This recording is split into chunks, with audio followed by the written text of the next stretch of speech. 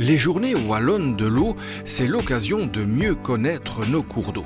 Et justement, celui-ci a fait beaucoup parler de lui en mal. Mais depuis l'aménagement de 2 zones d'immersion temporaire, les ZIT, les choses ont bien changé. Alors aujourd'hui, à Wilmot, c'est opération séduction. On est sur la place de Wilmot. Vous habitez ici tout près, vous, madame? Oui, sur la place. Et alors, il y a quelque chose qui vous titille, hein, dites-moi. À côté de la maison, il y a un petit sentier sympathique qui rejoint donc la place environ au bassin d'orage. Et il est plus praticable depuis plusieurs années. Et je trouve que c'est dommage parce que c'est vraiment un chouette petit chemin à découvrir. Une cressonnière plus loin, nous arrivons à la Maladrerie et ses 27 000 mètres cubes de retenue potentielle. Les gens locaux se demandent quand est-ce qu'elle va se remplir, parce que ça les rassure de voir un bassin d'orage rempli.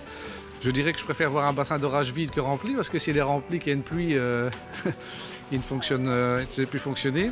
Pourquoi vous êtes là aujourd'hui ici? Je suis correspondante locale pour le journal de la Voix du Nord. Donc je voudrais avoir des explications de qu'est-ce qu'une ZIT et qu'est-ce qui nous attend le long de l'Elnon à la glanerie, puisque nous sommes frontaliers par Mouchin.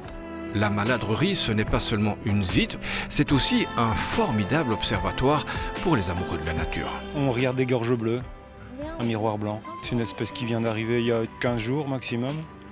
Elle commence à chanter pour établir son territoire. Un territoire que convoitent aussi certains promeneurs indélicats. Je pense que si on prend 100 personnes, il y en a 95 qui vont se comporter super bien, mais les 5% restants peuvent suffire à étaler 50 canettes ou à lâcher les chiens qui blessent les moutons ou dérangent les animaux.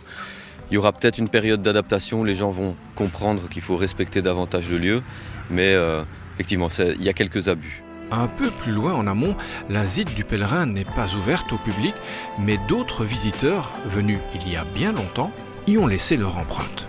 Exactement, oui, une découverte fortuite a été réalisée lors des travaux. Donc, un site gallo-romain jusqu'ici inconnu a été retrouvé par un passant qui avait l'œil averti.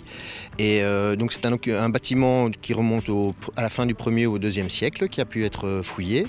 Également une occupation du tardo-romaine dans laquelle on a pu trouver donc, pas mal de monnaies et également une fosse dans laquelle on a pu mettre au jour des vestiges sans doute d'une cérémonie rituelle.